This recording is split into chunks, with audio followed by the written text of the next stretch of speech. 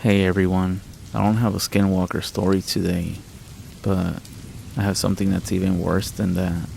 I want to start off by saying that I am Navajo, and I've been living in the Navajo Nation my whole life. And of course with that comes with growing up as a kid. It was getting close to the end of summer, and we were all hanging out. This was back then when I was a teenager. It was starting to get dark. You get a group of young boys together and of course they're going to do something that's not good. Well, we dared each other to go into an old hogan where a person had died. The hogan actually stood at the edge of town, kind of isolated from everybody. Now why did we dare each other? Well, it was a place where the elders had warned us about, claiming that's where a chinde was. If you don't know what that is, it's the bad energy left from the last breath of the person who passed away. They said something about this being a ghost that contains all the sins of a person's life, and if the person died indoors, it can cause ghost sickness. Of course, we told each other this before we actually did it. But again, young teenagers, boys, daring each other, we made our way to the hogan. We opened the door, revealing nothing but darkness. There wasn't no ghost inside there. I'm not sure what we were expecting to see. Maybe a dead body. But it did feel a little weird. The air felt thick, almost suffocating like. We stayed only minutes, but later on we would find out that this was enough to bring something. My friend Jacob was the first one to get sick. What started off as a simple fever turned into a sickness that was starting to last a few weeks, with complaints that he felt like he was being choked. The doctors were baffled, and his parents were desperate. Meanwhile, that's when my nightmares started, vivid and horrifying. All nightmares about the hogan, and seeing what looked like a creature inside the hogan, but the dreams felt real. I was planning on telling my parents about this, and I guess be grounded for about 6 months or so. But before I did, somebody knocked at our home. The parents of Jacob stood at the door. Their faces were full of fear. They had a quiet conversation with my parents outside. After about 30 minutes or so, my parents came inside. They called me to the kitchen and questioned about everything that we did. They explained the seriousness of our actions and what we had done, the danger that we had invited by entering the hogan. The chinde wasn't just a ghost. It was the evil itself of a person, a spirit that we didn't see that was lingering around the hogan. Even mentioning the name of a dead person can bring a chinde to you, which is why you should never speak of the dead. Anyways, my parents ended up calling the medicine man. The ceremony was arranged pretty quickly. He performed the cleansing rite with sacred herbs, filling our home with smoke and the scent of juniper. As the ceremony finished, everything did feel different. Jacob also had a ceremony done. The nightmares that I was having went away, and Jacob ended up getting better. There was another friend that was with us, and I'm not sure what happened with him. Him and his family ended up moving out the res when summer was over, so we never found out what happened with them. Yeah, we learned the lesson alright. And on top of this, we were told to never speak of that night again. And so with that, I leave you with this warning. Beware the places where somebody has died, for within its walls lingers a chinde, an evil spirit born from the final breath of that person. If you enter the place, nightmares and darkness will haunt you. Some doors are best left closed, and some spirits should just be left undisturbed. Say a prayer after listening to this story.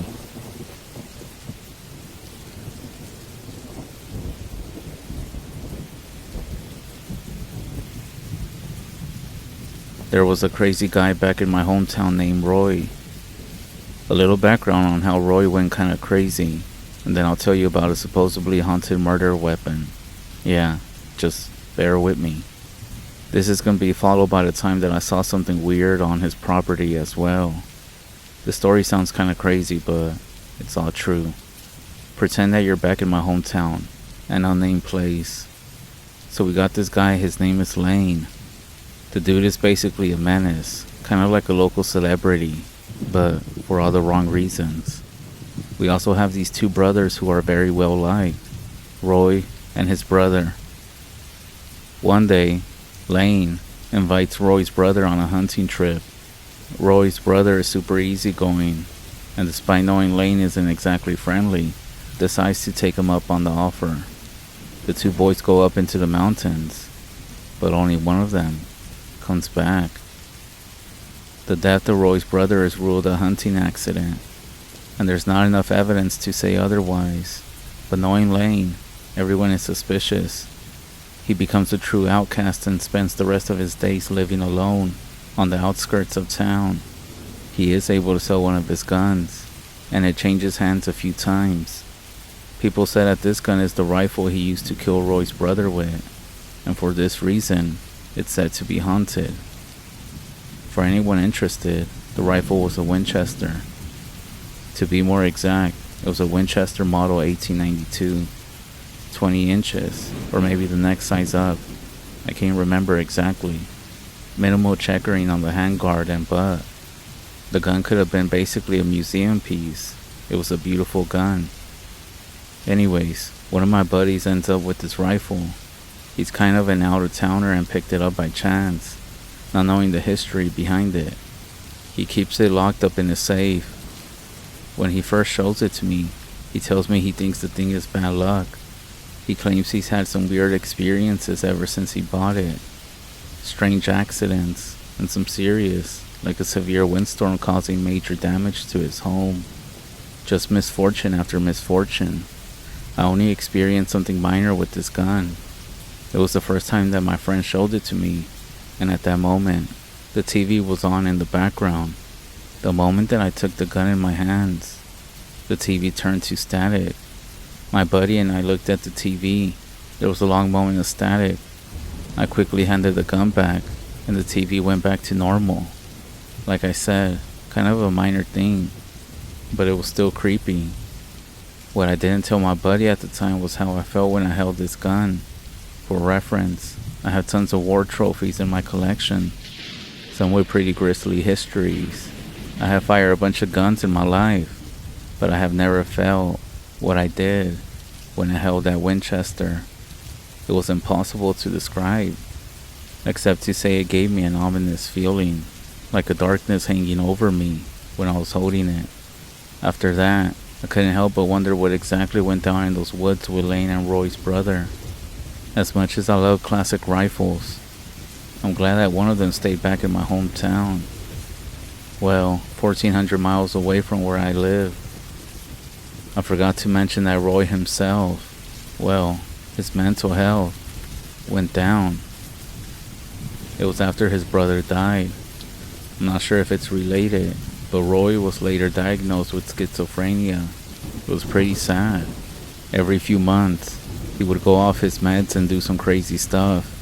For example, one time, I found him attacking an asphalt road with an axe.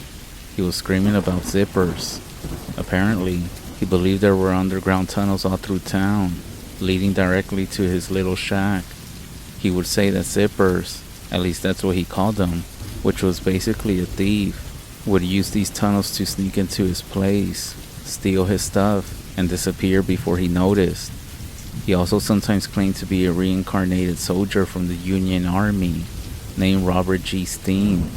He would even spell it out, Steen.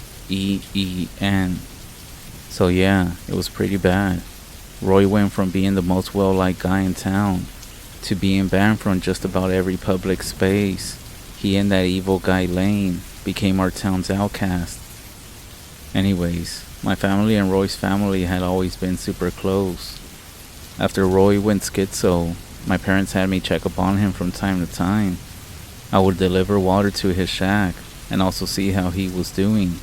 I actually didn't mind doing this, even when he was off his meds. He was always very friendly with me, no matter what state he was in. He seemed to remember me and said I was a good person. However, he would still do some weird stuff. One time, I was at his place, and he offered to show me the room where he said that he spoke with the devil every night. I declined. Back to my sighting, I was delivering water as usual, and this time, I had one of my friends with me. When we got to Roy's place, we found that he had ripped up all the floorboards in his shack to expose the underground tunnels used by the thieves, or zippers. He had tossed all the wood outside and set it ablaze in a bonfire. Being off his meds made Roy a serious talker, so my friend and I stayed for a little bit. It was getting towards the evening, and Roy was starting to ramble about some weird stuff, about something in the woods. The flames of the bonfire were still going on. That's when he looked at us and began to ramble about the strange and terrifying things that he has seen. He would say, "Did you know the trees have eyes?" His voice low. "They see everything that happens in these woods. Sometimes, late at night, I hear them whispering. They tell me things, secrets about the people in town. Dark, terrible things." Roy's eyes then started looking around as if he expected the trees to start speaking at any moment. He continued, his voice growing a little bit stronger. "And the tunnels, they aren't just for the zippers. No, there's something else down there. I hear it scratching at the walls at night, trying to get out." My friend and I looked at each other, but Roy was lost in his own world. That's when he started talking about the night that he met the devil. "He comes to me in my dreams," Roy said. "He stands by the tree sometimes over there. Other times he sits down over here and whispers stuff to me. He tells me that my brother's death was just the beginning. But sometimes I see shadows moving in my shack, even when the fire is out. They creep up on me, trying to drag me into the darkness. I know they have been sent by Lane, trying to finish what he started."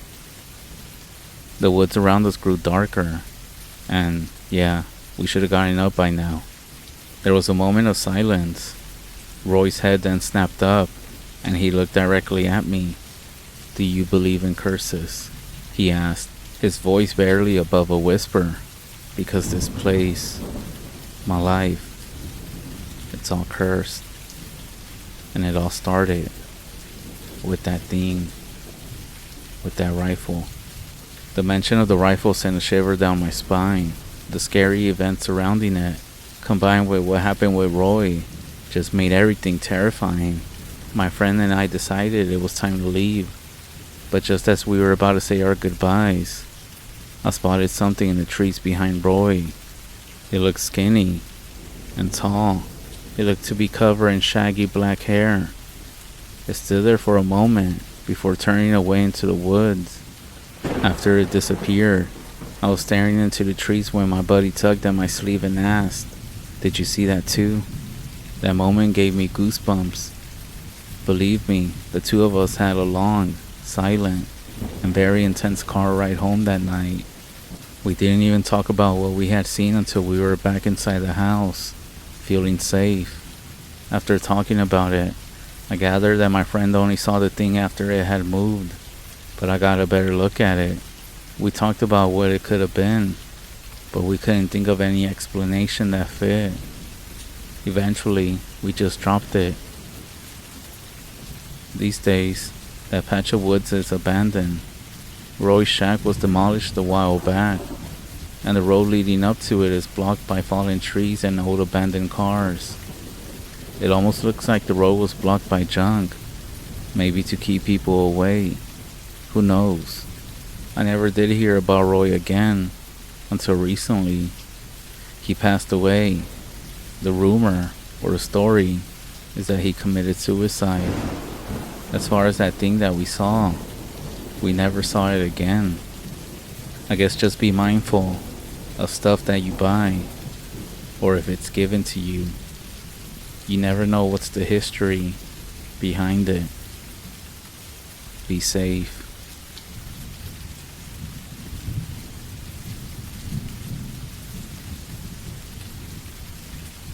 Three summers ago, during a boar hunting trip down in the Ozarks South, I ran into something that I just can't explain. I just got back from college, and I really wanted to get out in the woods, and I was really bored on a Friday night. So I chose to head out super early the next morning for a boar hunting trip with one of my best friends. We'll call him JD.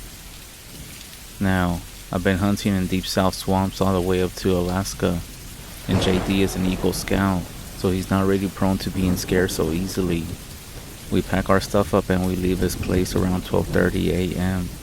After stopping for the breakfast of champions of beef jerky and also some energy drinks, we arrived at the area around 2 in the morning. Now this area that we're hunting in is very nice. We hunted it before many times in the daylight. We've seen tons of deers and squirrels and even a baby fawn. We pulled in off the gravel track about 40 miles from town and 3 miles from this gas station, which doubles as a deer check station. We had a mountain lion walking our tracks on a previous trip at one point, so we rolled the windows and tried to take a short nap before the morning. Right away, we were hit by this nasty, sickly smell. I just brushed it off, making a dumb joke like, well, you know, just some wet deer. This just means that our smell won't travel too far in this heavy, damp air. JD looked at me and said, "Bro, that smells like death, putrid, like a cow that's been in the sun too long." We end up staying, choosing to stick through it. The smell ends up becoming very strong, but at the same time we didn't want to go around in the woods. You know, there's mountain lions that can follow us on the day or night, or even worse, being accused by some forest ranger. So instead, we decide that we're just going to take the drive down to the gas station. However, JD's vehicle won't start up. Well, I guess it's going to be sleepy time, followed by hunting, while we wait for a hillbilly mechanic to come and jumpstart this car. All the while, the smell just seems to be seeping through the vents and the cracks in the windows. It gets to the point where I'm just retching in the car. Enough is enough, and we both decide that if something had gone and died, we prefer not to be stuck next to the rotting corpse. So we get out of the car. We're parked in the middle of this gravel kind of parking area, and there were nothing but woods on the other sides. So just directly west of us was this swamp. And the swamp was full of boar and some deer and just other critters that you might find there. And I'm just sitting here loading my magazine into my rifle. But that's when I notice that JD is scanning the tree line with his eyes. He seems to be on edge, but I'm feeling fine, so I just dismiss it. After we're done suiting up, we make our way down the small footpath, which is about 2 feet wide, and then it goes down into the swamp. However, for some reason, when we get to the tree line, both of us just stop dead in our tracks and just started staring into the woods. We stared for a few minutes before either of us spoke. It was almost kind of like shining a flashlight in the mine shaft, and something in the deepest part of my brain was telling me to go back to the clearing and wait in the center until daylight. So we end up doing what any caveman would have done in that situation. And so we grunted out a few excuses to preserve our manhood, and then went back and sat down by his car. Because personally, I'm not gonna go through the woods at 3:15 in the morning when there's mountain lions, weed growers, and God knows what else is out there. The smell ended up kind of receding back into the forest, so we just busy ourselves with checking our rifles and talking about girls and politics. After a while, the smell started coming back again, and we began to voice our concern that something that smelled just dead was moving around. As the smell starts growing more and more oppressive, I start hearing branches and twigs breaking in the undergrowth.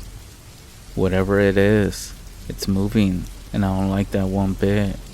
At this point, I'm thinking it's a mountain lion that's all covered in gore from a recent kill. But that doesn't make sense, because it would be going full territorial mode on us. That wouldn't have been out of the question, but that's not what it was.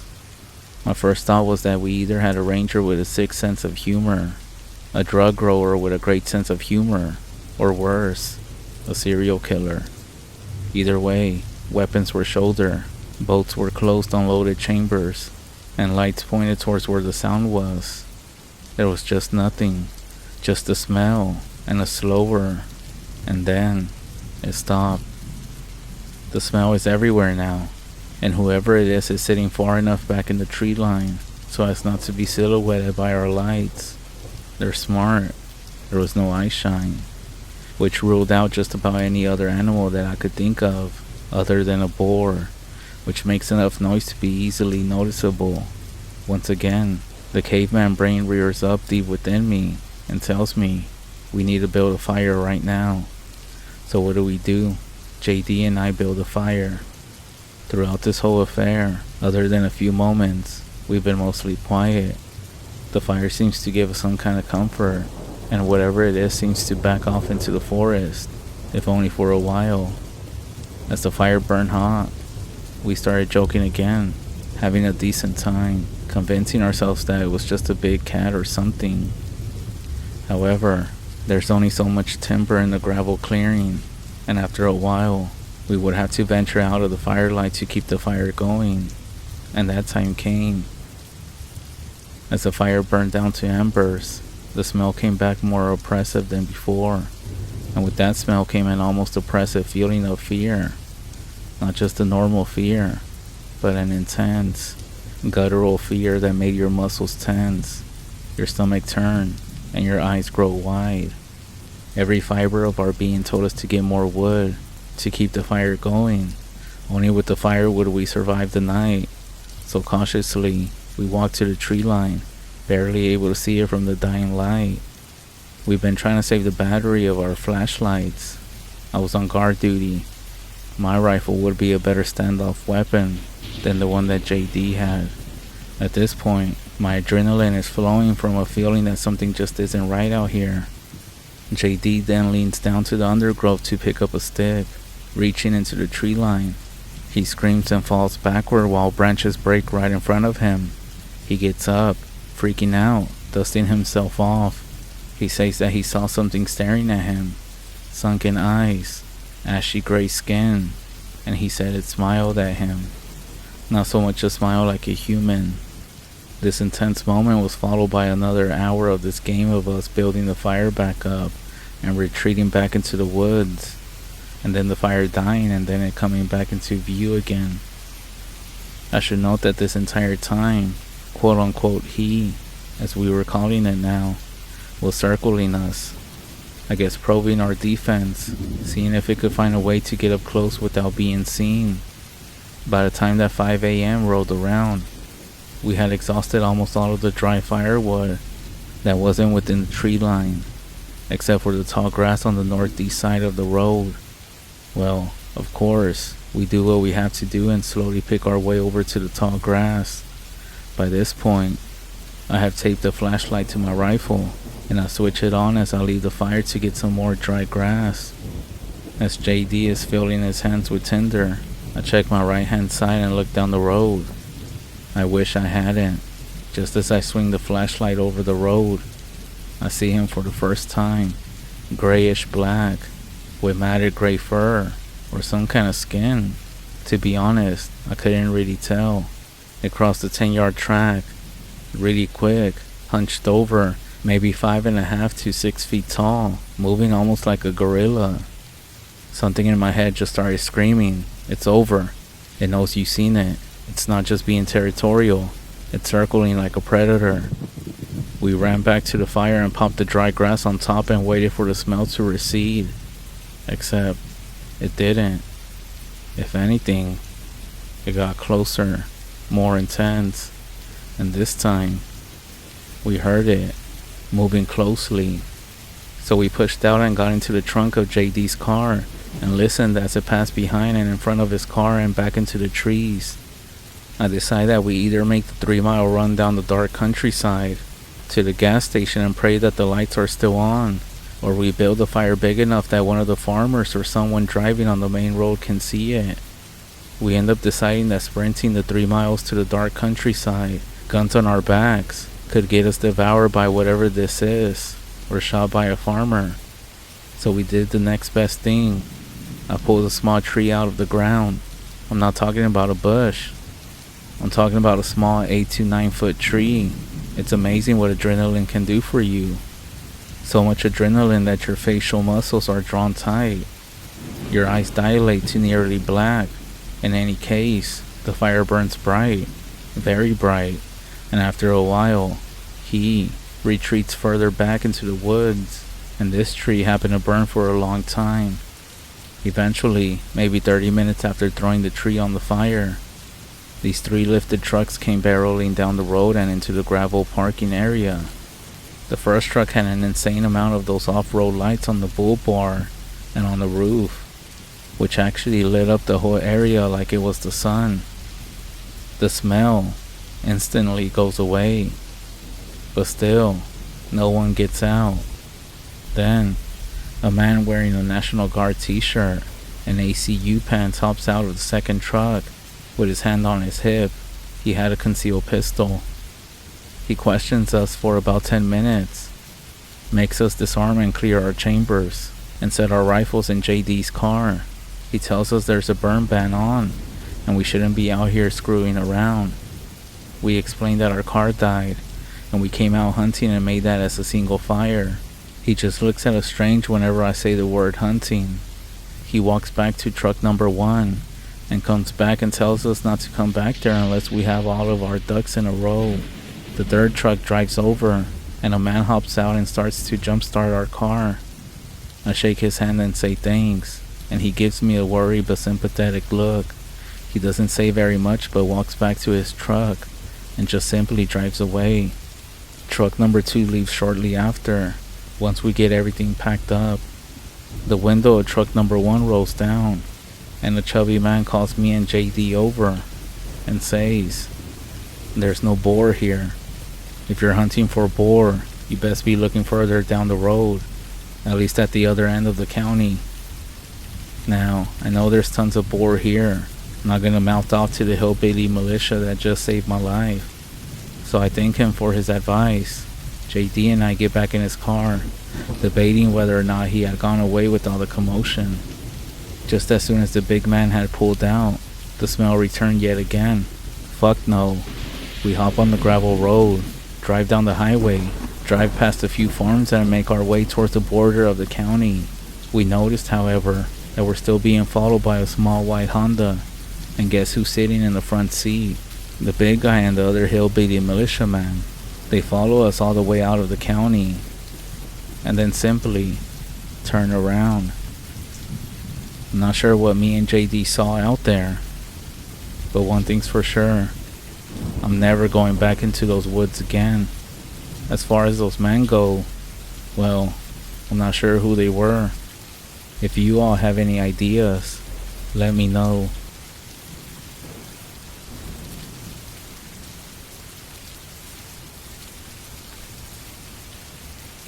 The reason I'm sharing the story is to find out if this has happened to anyone else. This is 100% true, and it's really hard for me to share because anytime that I have tried to tell someone else about it, I get laughed at and accused of just trying to pull their leg.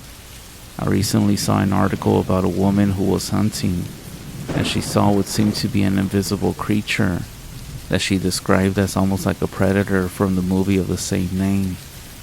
I read her story and saw the picture she took of this theme. Now, as far as her picture goes, I personally think it's a combination of flare from the sun and a close-up of possibly her face or something. I'm not dismissing her story though, actually quite the opposite, since I have also encountered something similar, and it's actually what's prompted me to seek out if anyone else has encountered one of these things in the woods.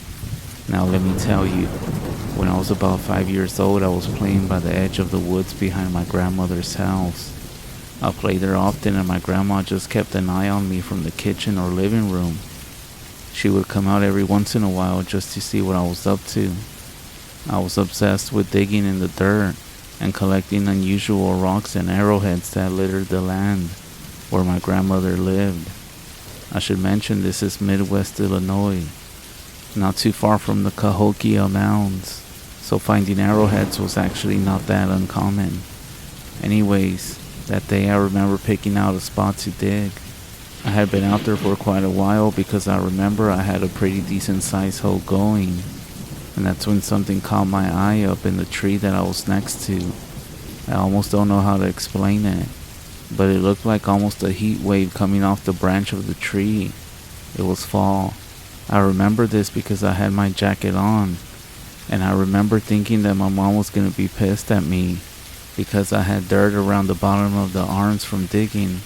I also remember there being a lot of leaves on the ground. Anyways, I am staring at this quote-unquote heat wave, and I realized it has a human shape. So here I am, 5 years old, and wondering why there's an invisible man in the tree.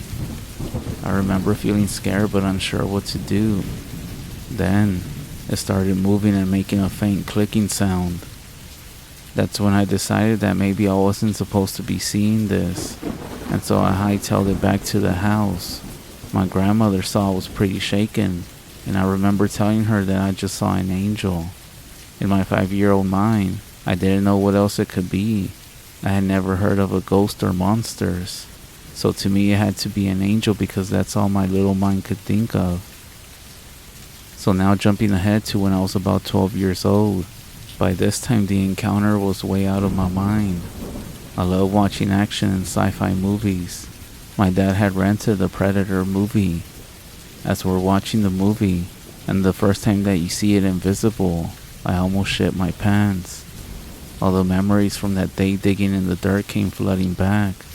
I even asked my dad if it was real, or if he knew if anyone or any animal that had the same ability that I didn't know about. He told me it was all fake. It wasn't like it is today, where I could just look it up on the internet. So again, I just put this out of my mind. 2004. I'm grown now. I have 3 small children. I just went through a separation from my spouse. I moved to the next town over to an apartment with my kids. These apartments are all 1-level duplexes with there being 5 buildings. I am at the very last apartment of the last building. The apartments are considered in town, but are on the outskirts. There is a ditch that runs behind the buildings with a chain link fence that separates the backyard from the ditch itself. There's about 6 to 7 trees on our side of the fence. If you follow the ditch a little bit, you hit a small forest that eventually leads to the country with a larger forest and farmland. I am a smoker, but I wouldn't smoke in the apartment because of the kids, so I often went out to the back porch. One night, I was up late doing laundry and stuff after the kids went to bed. I decided to take a smoke break before I went to sleep. I am back there on the porch and I started hearing this faint clicking sound. I immediately looked to the ditch because I had seen a groundhog out there a few days before, and I thought that maybe he was out there again. The yard is faintly lit from the outside light that is by the playground that is to the right of my back porch. I didn't turn on my porch light. I didn't normally if I was just going out for a quick smoke. I didn't see any groundhog or movement from the ditch, so I go back to smoking my cigarette. The clicking sound keeps happening, and a slight shift of movement makes me look up into the tree to the left of my porch, and it's there.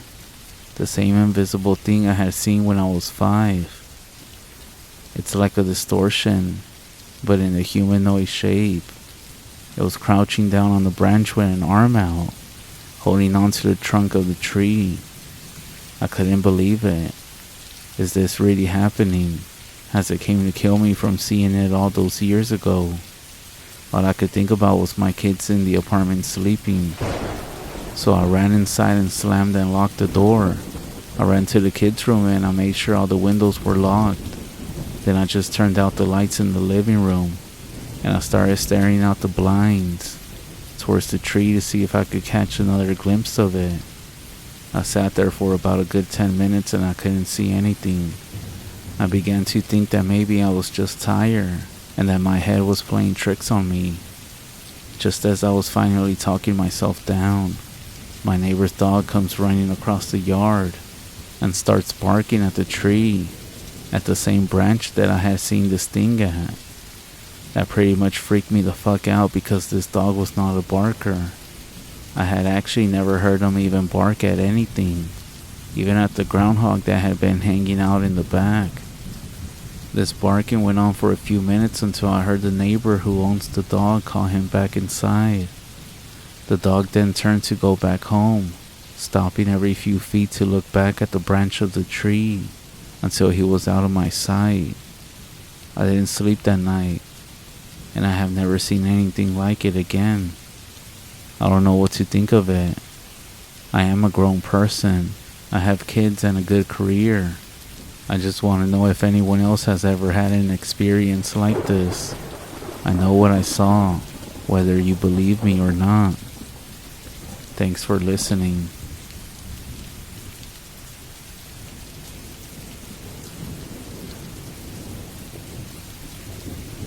My friend was on a solo backpack trip through Yosemite. He started talking to a guy he met about his trip. The guy said that he used to do solo trips often, but would never go again after experiencing something horrific on his last trip. The guy said he was 2 days into a 6-day hike in the middle of the wilderness when he came upon a dead man in a suit with a bullet hole in his head, and the body was very fresh, like it just happened.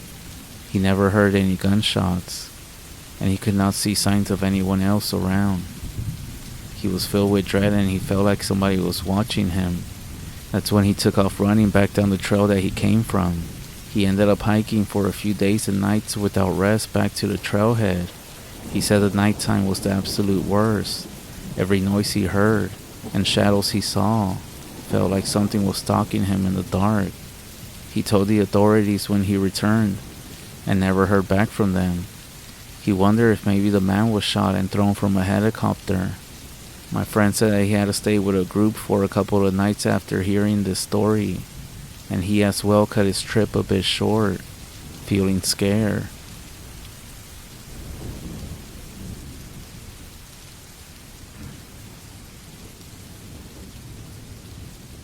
I never really knew my grandma's brother well. All I can remember is that he was a real energetic man who lived on the hill where my grandparents resided, in the Navajo res, not far from the Chaco Wash. My grandma's brother used to reside a couple of miles north of my grandparents' place. His dwelling, more like a shack, sat on the outskirts of the Badlands.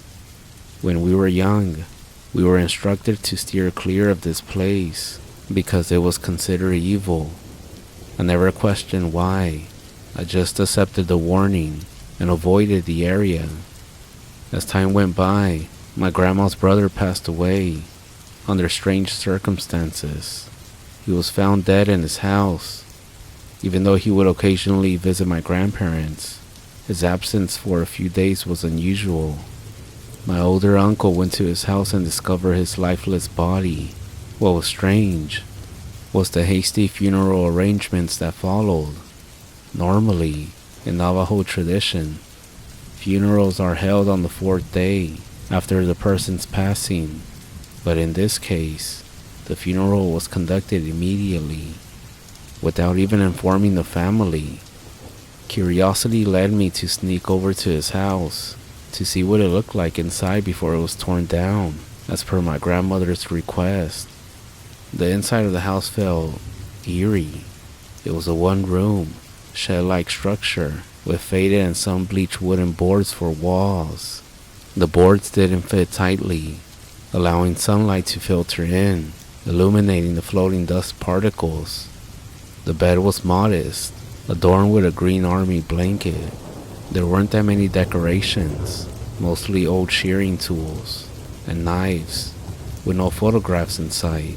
An old wood stove and a small table occupied the space, alongside 2 crates at the far end of the room. One wooden crate laid open, revealing its contents, while the other, made of metal, was locked. After my brief exploration, I left the house, noting its vantage point, overlooking the Badlands to the west.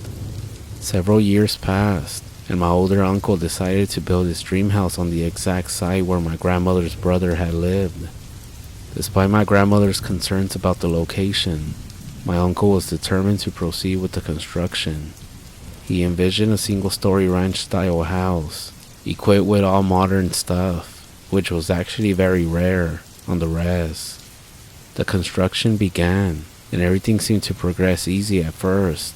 However, strange occurrences soon began to fall on the workers. Tools would go missing, and he said that there would be shadows moving within the house, and blood was discovered smeared on the walls. Even stranger were the tracks found in the sand around the house, leading from the west towards the Badlands. My uncle, an experienced hunter, couldn't identify these tracks, so he looked for help with my grandpa, who also found them perplexing. Eventually, my grandma intervened, recognizing the signs of a skinwalker. She instructed my uncle on the necessary precautions, and work on the house stopped until this issue could be resolved. Despite being careful, strange events continued to happen in the house, but my uncle pressed on. He eventually completed the house, and even yet, the disturbances persisted, driving his family to discomfort and fear. Even my grandmother's attempts to calm the spirits seemed futile against whatever forces were at play. On one specific evening, my cousins and I stayed over, and we experienced firsthand the strange nature of this house.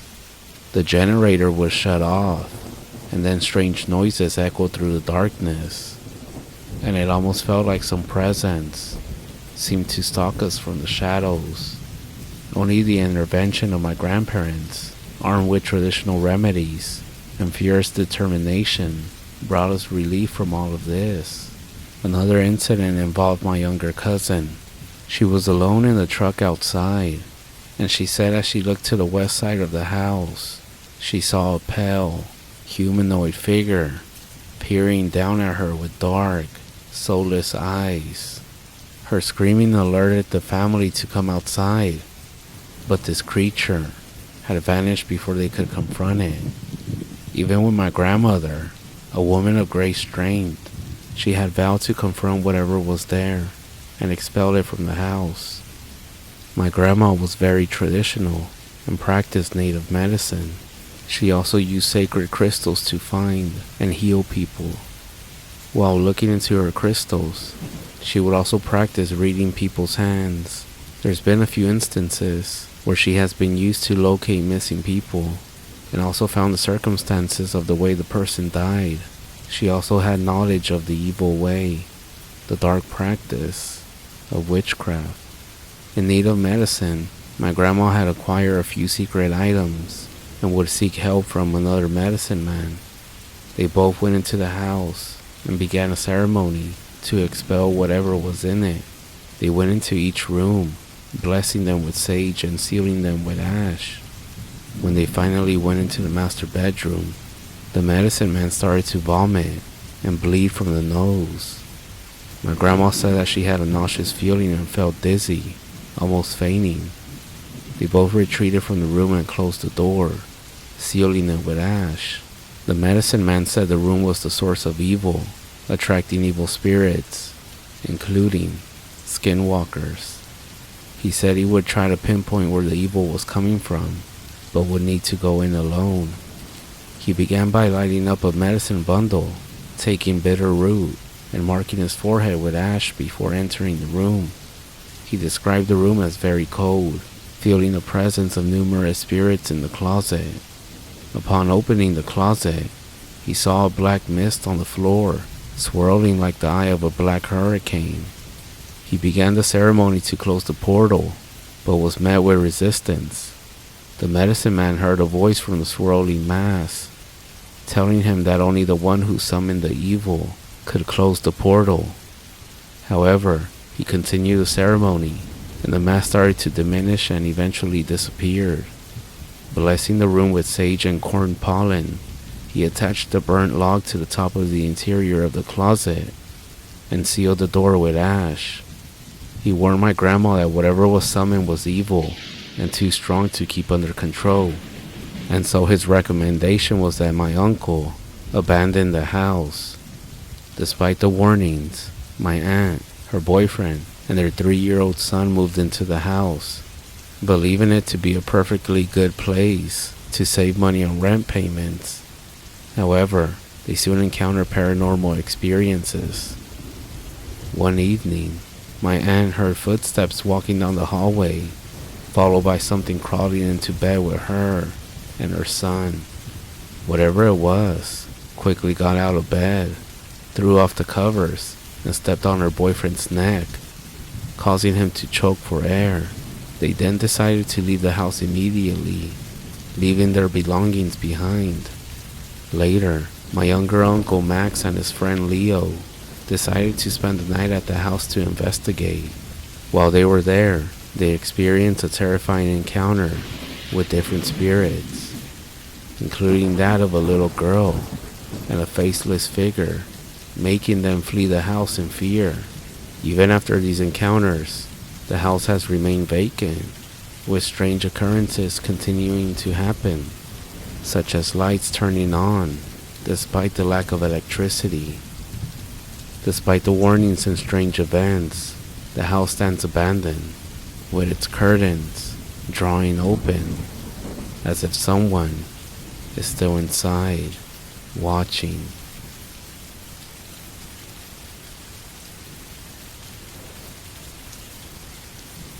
Yenaglooshi is a forest in far Norway. I recently moved to Laxalev for work. Even though it was January, I figured that since I was out in the wilderness, that I might as well go out into the woods to explore a bit. There wasn't a whole lot to do in town. Besides, I heard the trails in this part of the country were pretty nice. There was only a few blocks between my house and the edge of the woods. Anyways, I grabbed a bottle of water and a little bag with trail mix. I was going on a trail after all, and off I went. It had snowed the day before.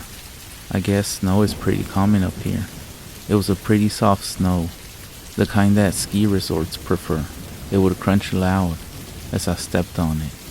Despite the trail being covered up by the snow, I was pretty confident in my ability to keep track of the trail, since the forest was somewhat dense, and the opening where the trees were removed was distinguishable, and so I wasn't worried about getting lost.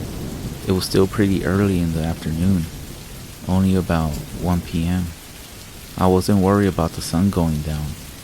Then again, I had only moved from Virginia fairly recently, so Norway might as well have been a different planet in terms of climate and daylight. At least, that's what I thought. It might have just been a big change that I was seeing as being bigger than it was.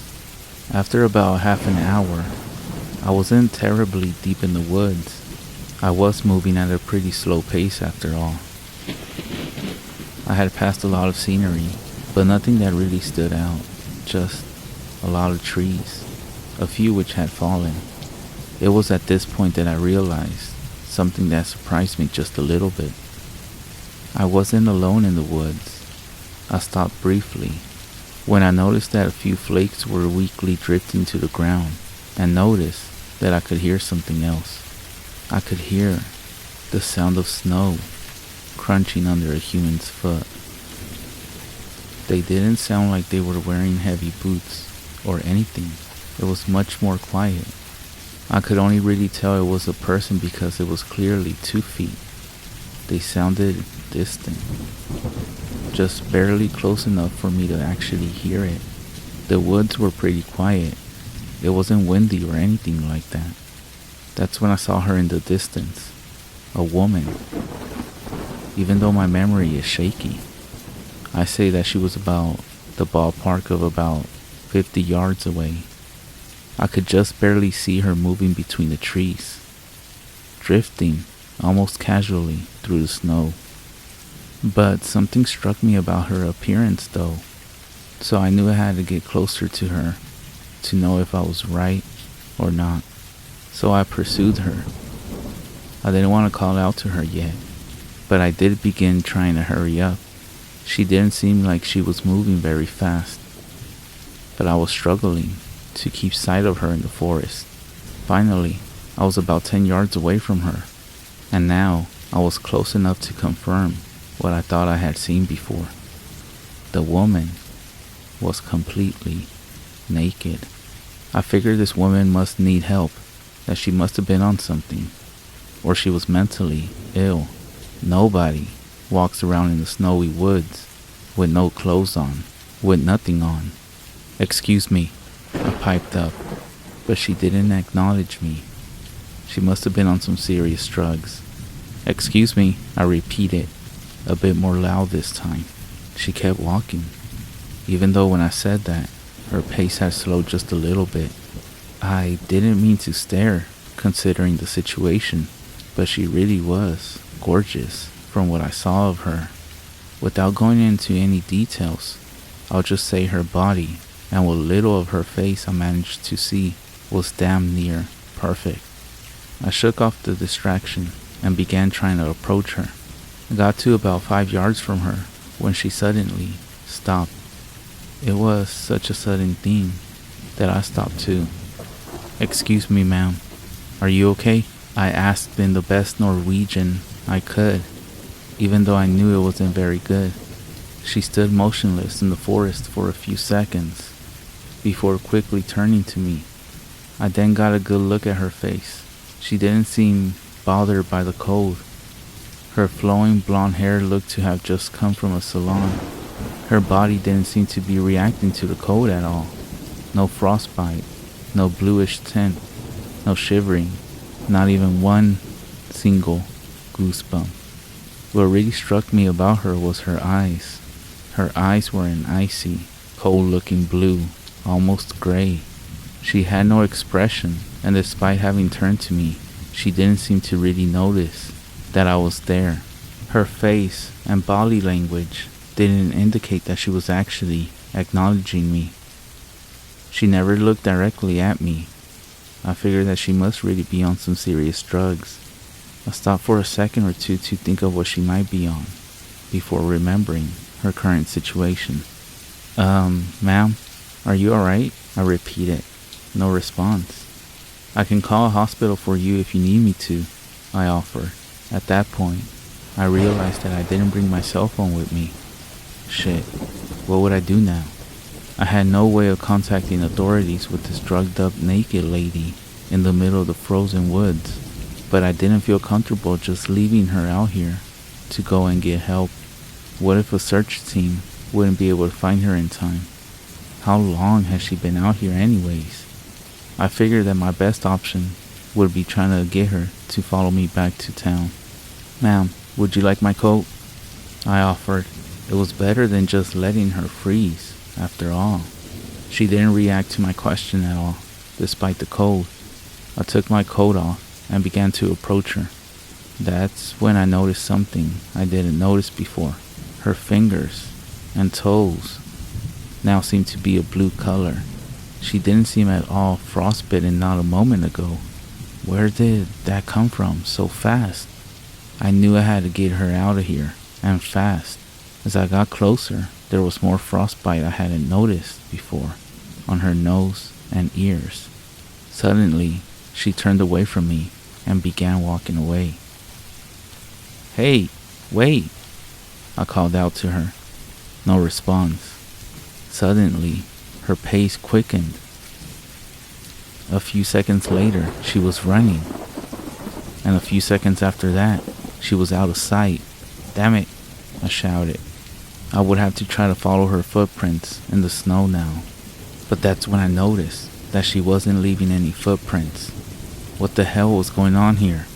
A naked lady walking aimlessly in the middle of a Norwegian winter with randomly appearing frostbite, and she wasn't leaving any footprints? Was she on drugs? Or was I? I thought about just turning back and trying to go back to town, but I still thought it would be better to find her and lead her back. I would just grab her and carry or drag her if necessary. I wasn't gonna let this lady freeze to death while I could do something about it, even if she was apparently levitating. It was then at that point that I realized that I didn't know where I was. In my attempts to get to her, I had lost track of the trail. Well, now I felt stupid. My own footprints, I thought. I turned around and found that my footprints were also gone. My trail now just started where I was standing at the moment. Had the snow filled them in, or was I going crazy? I know for a fact, though, that I wasn't levitating. It was at this revelation that I was becoming afraid. Something was, seriously, wrong here. What could I do now? I didn't know where the lady was anymore, and I didn't know how to get back to town, even if I did find her. This place is a big expanse of forest. It eventually extends back to a mountain range. Unfortunately, the trees were too thick to see the mountains for reference. Where the fuck was I? I could see one thing, however. The sun was starting to go down. The sun goes down pretty early around here. I guess it was a mistake to go out this late, since I figured I would have been home by now. I decided that all I could really do was just start walking the same direction I thought I had come from. I picked the direction that had been directly behind me when I lost sight of the woman. I figured that if I could find the trail, it would be easy. But I felt terrible leaving her that way.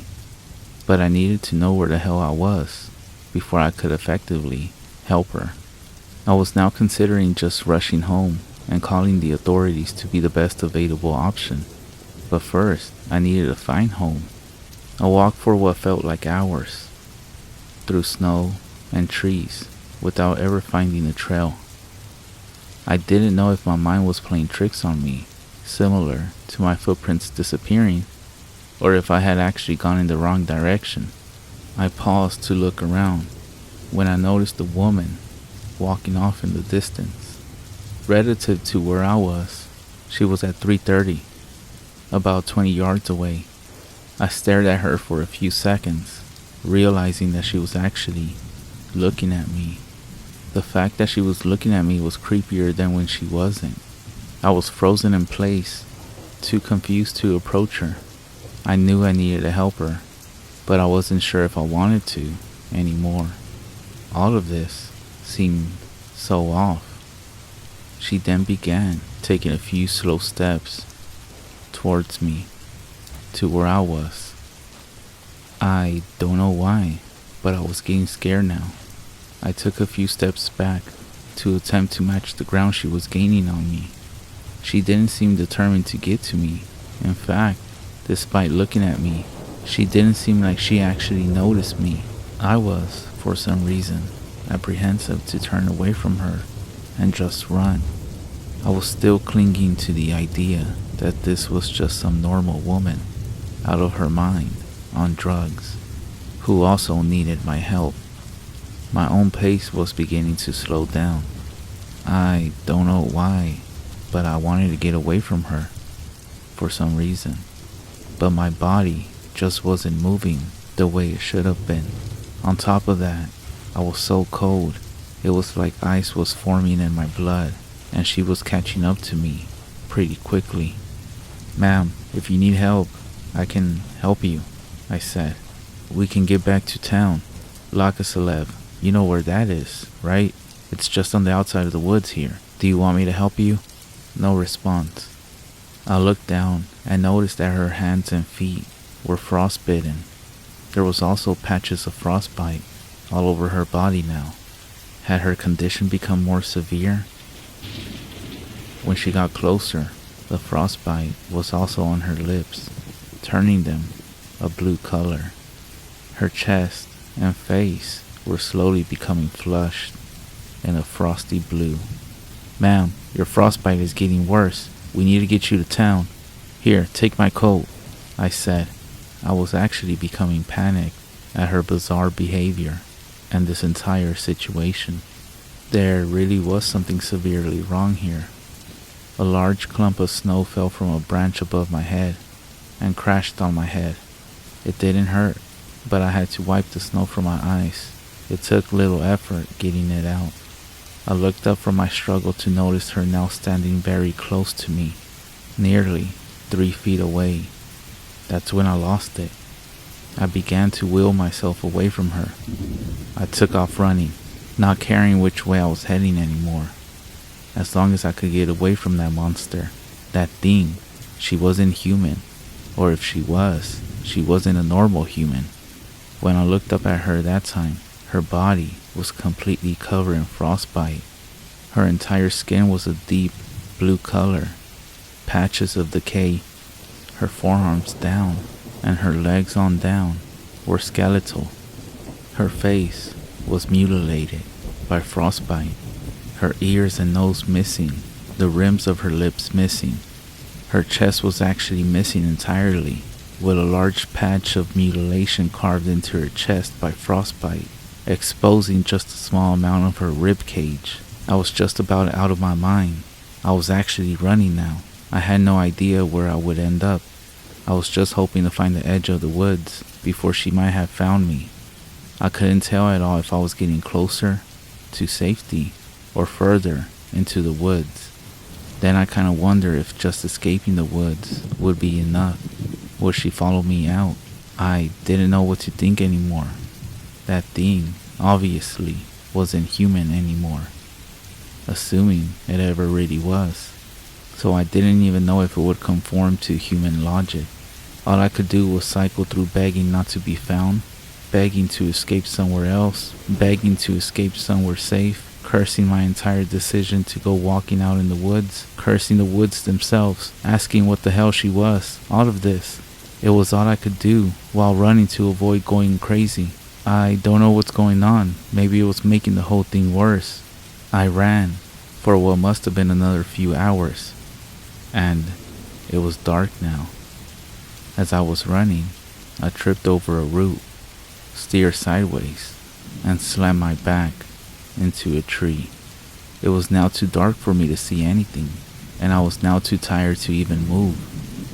If she were to find me, that's all there was to it. I would have to rest, build up some strength.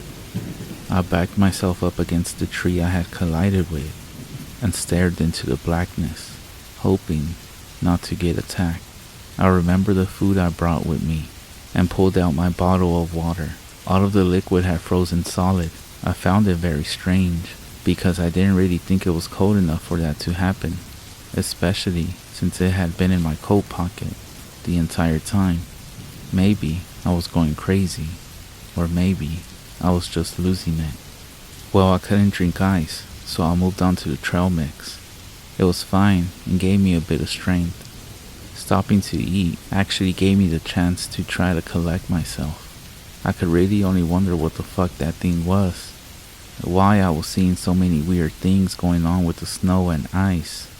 There had to be some kind of connection, but I wasn't about to approach any solid ideas as to what it was. As I sat in the dark, I could hear snow crunching somewhere. It was pitch black, but I could tell it was somewhere to my right. I was too exhausted to move now. All I could really do was sit against the tree and hope she didn't find me, or at least hope that whatever she would do to me wouldn't be too bad. But for some reason I doubted that. When I looked at her back then, she was looking at me for just a second.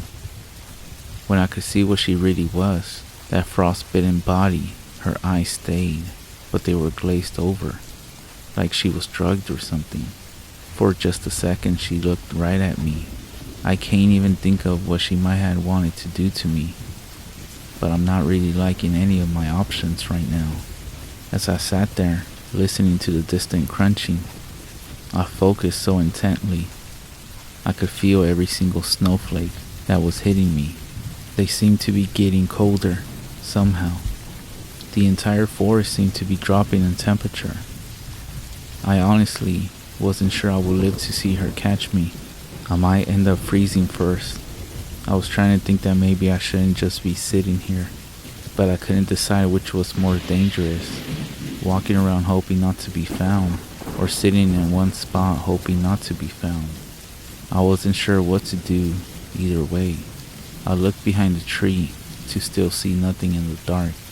I was pretty quickly darting my eyes and head around, desperately trying to get a visual on something, anything. I couldn't even see the tree I was leaning against. It must have been a new moon or something. I was so paranoid. I was pretty quickly losing track of time. I had no idea what time it might be, but things were starting to get blurry. At some point, I must have fallen asleep, because out of nowhere, I opened my eyes to see broad daylight. In hindsight, I kinda wish I'd been able to stay awake. Even though nothing happened, something easily could have. In fact, whatever that thing was, seemed to have such a good grasp on the woods. I'm actually surprised she didn't find me. The only thing I can really think of is that she must have found me, but thought it would be too easy if I was sleeping when she did it. I looked to my right and saw footprints in the snow. Not a trail, just two footprints, side by side, like somebody was hovering over me, landed right there, and flew away. Was she watching me the entire night? Fuck that. I think that might actually be worse than if she caught me, 'cause now I know she's toying with me. I'm not sure if she considered me more prey or a toy, but I didn't like either option. Now that it was morning and I had rested, I decided I needed to start running again, trying to find the trail, the edge of the woods, anything. Honestly, I was sore as hell from all that running, but I guess I couldn't avoid more of it. I started off at a slow walk, keeping my eyes out for whatever that thing might be. This was a bit difficult, since I wanted desperately to just take off and run. I had to think about where I was going, instead of just zipping around blindly. I thought of looking for moss on trees, since I knew the woods were to the southeast of town. Conveniently, the trees had no moss at all, nor did the nearby rocks. I tried to think back on where the sun set last night, but I wasn't awake to see it rise, and I was running so blindly I didn't notice where it set. The sun was currently to my left, but I didn't know what time it was, or what direction that was, so that was worthless. I wish I was an expert tracker. I'm sure some hunter or navigator would be able to get me out of the woods. So now, I just had to walk, hoping I was going in the right direction, hoping I wouldn't run into that thing again. I walked for a while, what had to be about 2 hours or so.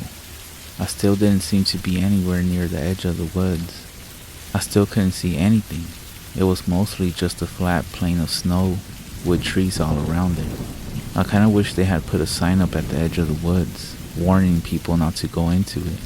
Then again, I'm pretty sure a sign that said, "Warning, naked zombie lady," would be dismissed as a joke.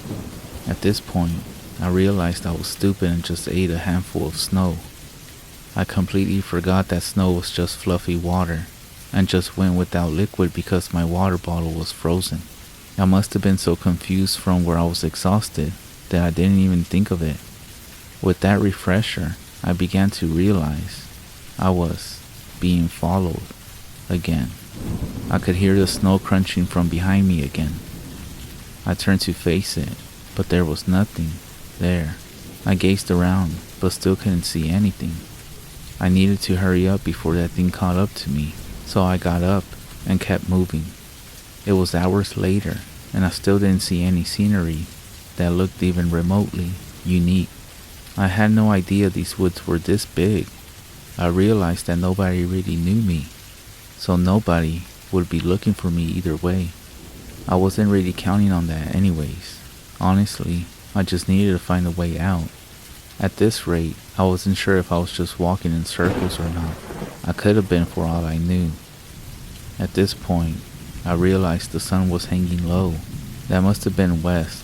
I knew I needed to go northwest, so all I had to do was head in some direction from there. I didn't know where I would come out, but it was worth the shot, so I started walking. I walked for several more hours in what I assumed was a straight line. It didn't seem to be taking me anywhere. I looked up trying to focus on the sun, trying to see which way I was going. Around then, I turned around to see the path where I was coming from. That's when I saw her, the woman, standing directly across from me. She was far enough away that I couldn't see if there was any frostbite on her this time. She didn't look like it. but she was staring directly at me and walking towards me.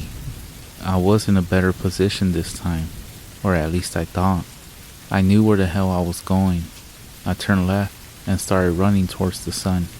I knew that there was a highway that went through a part of the woods. I wasn't so intent on getting to the highway as my definite destination.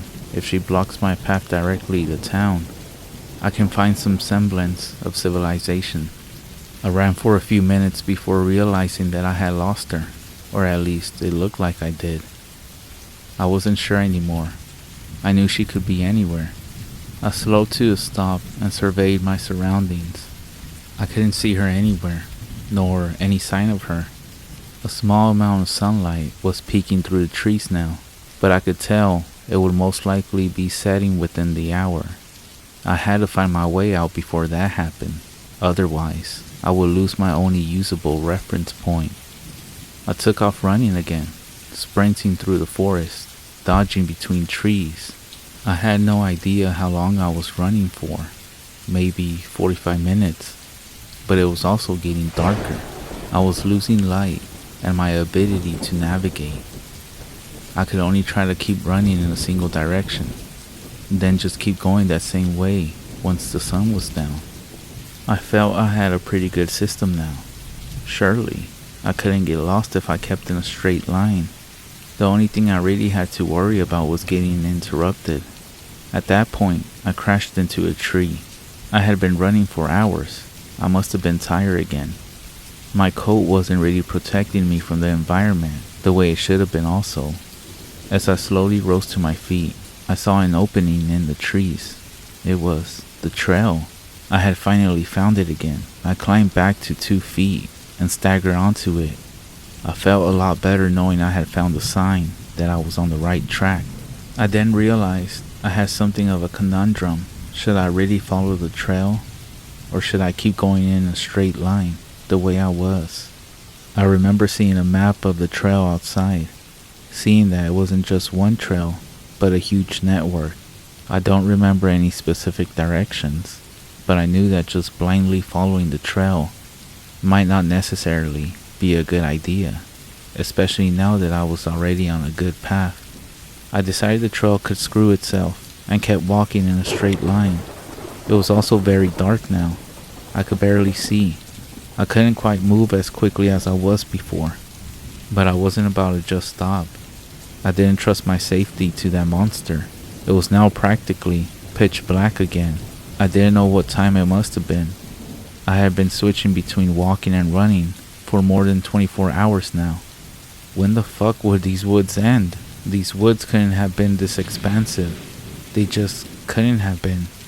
I must have been just completely lost at this point. I didn't know what to think at that point, and I still didn't know, to be honest. I was lost in thought, and then I realized the sun went down. The night wasn't quite as dark as the night before, but it was still nearly pitch black. I wouldn't just be running blindly anymore, so I kept walking straight. I felt in front of me for trees, groping blindly like an idiot. I must have looked like one to that sadistic bitch. I went on grabbing at nothing for several hours.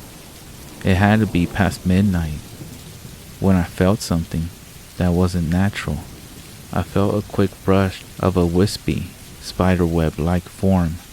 It was hair. That woman's hair. That thing's hair. I stepped back for a second. Looking around in the darkness, I couldn't see her anywhere. I could just barely make out the trees around me. I stood mostly blind, helpless against this monster in the dark. At this point, not being able to see her was worse than actually seeing her.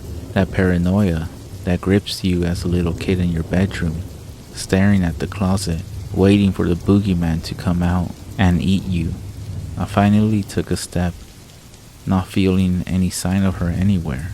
I kept taking a few very slow steps, trying to make some kind of headway. At this rate, I wasn't sure I would even notice if I was out of the woods or not. I could be standing in a field and I might not really notice. I debunked all of this when I felt the bark of a tree in front of me. I began maneuvering around it, keeping at its base to avoid losing my direction. As I rounded the trunk, I felt something. I felt two icy cold, skeletal hands lightly caressed the sides of my neck. I felt what must have been, whatever the fuck that thing was. Its shredded lips lightly kissed my ear. At that moment, I fucking lost it. I turned around, took a swing, hitting nothing, and turned back, taking off running. Kinda funny how quickly I abandoned my plan of just staying slow. I have no idea what the fuck that thing wanted, but it wouldn't be getting it from me. I sprinted through the woods, occasionally bumping into the edge of a tree, heading where I prayed, which was northwest. I was in a full panic, just barely keeping it together enough to remember where I was supposed to be going. It was a flashback to the night before, where I just ran blindly and got myself lost as I was. At least now, I could hope I had stayed in the right direction this time, but I wasn't banking on it. I had to avoid trees in the dark, hoping that lady wasn't behind me or in front of me. But that might be the thing that made me panic the most. The idea that I would just run right into her in the dark and never see her coming. I couldn't shake that feeling. I never felt like she wasn't right next to me. I knew she was always somewhere close by, watching me, waiting for whatever she wanted from me.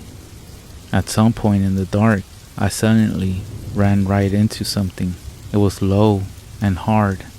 It seemed to be a big rock. I felt one of my shin bones shatter on contact from how hard I was running, combined with the shape of it. I went flying over it, rode over the top of it, and landed in what seemed to be a collection of smaller rocks. I then started groping my way around before finding my footing. The rocks I was standing on were loose, so I ended up falling again.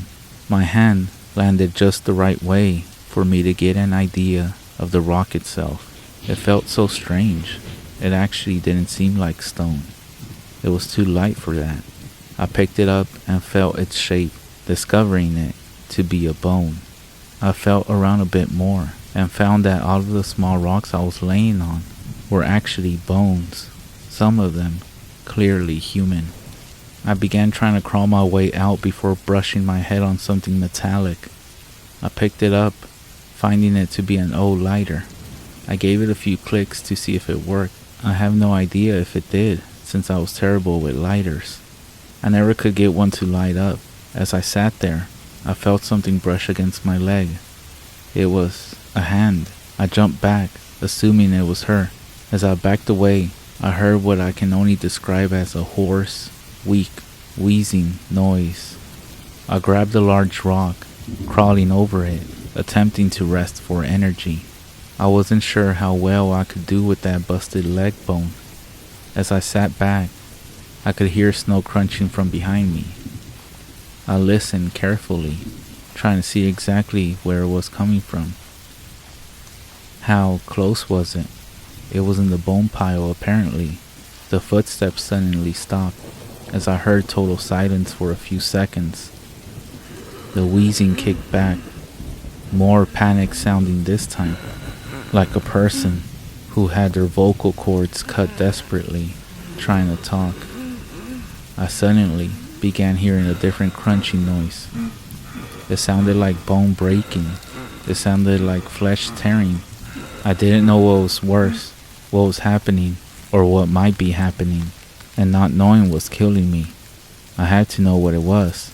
Curiosity was driving me crazy, even though I dreaded what the answer to my question might be.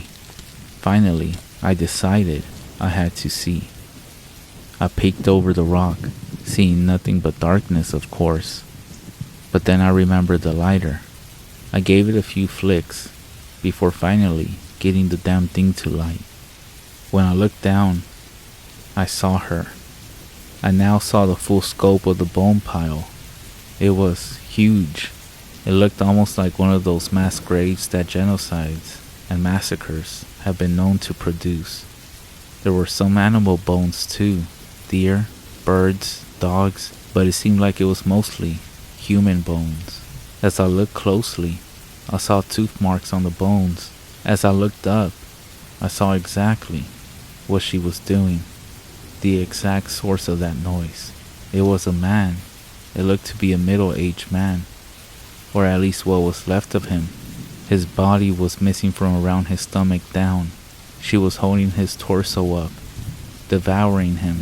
She was biting off organs and flesh, breaking bone with her teeth, where it had once wore its disguise as a normal woman, attempting to maintain a sort of dignity or beauty.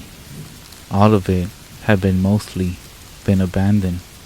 Its mouth opened too wide, mostly due to what seemed to be her cheeks missing as she tore off huge chunks of flesh like an animal. She then looked up at me, giving me a frigid look with those eyes. She glared at me, her female dignity returning. She stood, her mouth covered in frozen blood. The man seemed to be fading quickly. His body was blue from frostbite. I have no idea how he was still alive, but he most likely wouldn't be for much longer. As she approached me, she took further notice of the lighter I carried. She seemed to shy away from me when she saw it, like she was afraid of it, but she still approached me, slowly, inching closer. As she approached, I realized what it was. Everything about her was cold. Her body was cold. Her home was cold. Her victims were cold. Her food was cold. So anything with heat must have been something she can't deal with. As she was within arm's reach, I thrust the lighter at her. She quickly backed away before continuing her approach. I tried this a few more times before realizing that I was right. She couldn't stand heat. At this point, I had a crazy idea that I must have gotten from an action movie. I figured that if she was afraid or weakened by heat, I could set her on fire and possibly be done with her for good. As well as I could, I kept the lighter lit up and gently tossed it at her, reaching right into her hair. Her hair, lightly, catching a slight bit of fire before the lighter faded out onto the ground. I couldn't see what was happening, just embers coming from her, apparently burning her hair. I didn't want to stick around. This thing didn't seem to be very mortal, so I didn't want to risk the idea that I had only pissed it off. As best as I could with my busted up leg, I took off running, which actually wasn't very fast, more like limping away, but it was fast enough. I didn't see any really convincing signs that she was following me, but I'll never be sure. Everything after that is just kind of blurry. I have no clue how long I must have been running. It seemed almost like I must have fallen asleep while running, because suddenly I was reaching the highway, staggering out onto the pavement and collapsing. At this point, I blacked out. What happened between then and when I woke up in the hospital was extremely fuzzy. I must have been picked up by somebody at some point, but I don't remember who they were or when they came along. What I do remember was coming to my senses for a few seconds in somebody's car, or it might have been the cab of a truck. The person asked me who I was, and I answered. They asked me what I was doing out in the woods and what happened to me. For all I know, I blacked out again before I could answer. I woke up in the hospital in the afternoon. The doctors and police were asking me what happened to me. I didn't mention the bones, fearing that by doing so, I would end up sending some police officers to their death. I just told them that I had gone for a walk in the woods and became hopelessly lost. One officer asked me about the marks on my body. Apparently, when the woman touched me, she left marks of frostbite on my neck in the shape of skeletal hands. That's when I told them that I had no idea how that came to be. They didn't really seem to press the issue after that. I got home a few days later. I started my job a few days after that. I wasn't really that great in Norwegian, but had a passing knowledge of it. I asked a few coworkers about the woods, about that forest. An older guy told me about the woods being haunted by something, but he didn't really elaborate, and I don't think I really needed him to, since I knew all that I needed to know about it. On some occasions, I feel like I'm still sometimes back there, when I get a sudden chilly draft in my house, and the feeling that I'm being watched. Even in the summer, even after I have moved out the country, which, once again for work, the frostbite she left on my neck left a very visible scar. It still does hurt a little bit, especially on cold, snowy days. I don't recommend ever going there, not even for a second. I don't know what that thing was, where she came from, or if she even survived my attack. I was lucky to have gotten away, because I know that if I hadn't found that lighter, I would most likely have ended up the same as that guy. I do still warn you though, that if you ever do decide to go, I can't promise that you'll do any better than I did. And to all the men out there, if you ever see a naked woman out in the woods, don't ever approach her. As a matter of fact, run, turn the other way, and run opposite of her as fast as you can.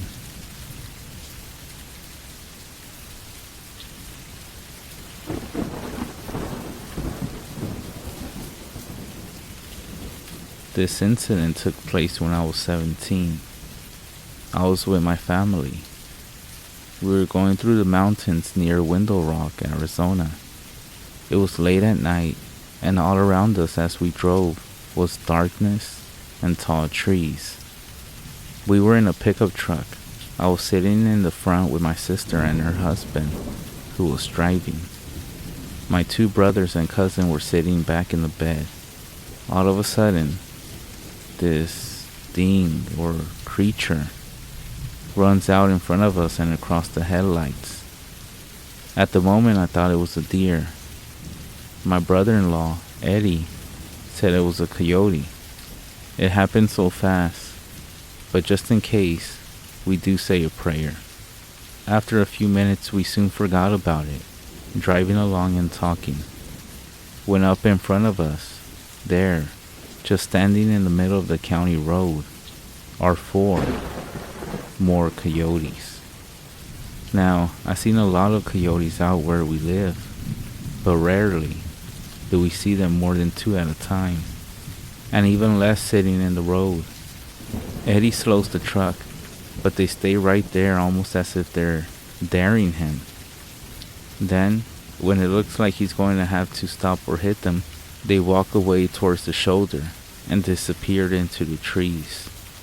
Eddie then makes a remark that something spooky is going on, and he wants to get home as soon as possible. But my sister tells him better safe than sorry, and not to go too fast. Now, the only thing worse to us Navajos than coyotes appearing out of nowhere is the hoot of the owl. Well, most of the time it's no big deal. Just odd-looking birds hunting for mice. When you hear them the way we did, something's not right. It could mean that someone close to you is in danger. The fact is, if they are hunting, they are most likely quiet.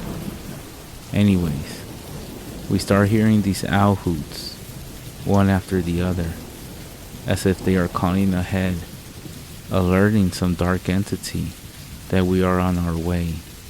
More curious than that, there were 6 of us in that truck, and I know I counted 6 hoots. The turnoff from the county road is a dirt road, and it is less than 10 minutes from our house. Eddie is driving along going a little faster than my sister is comfortable with.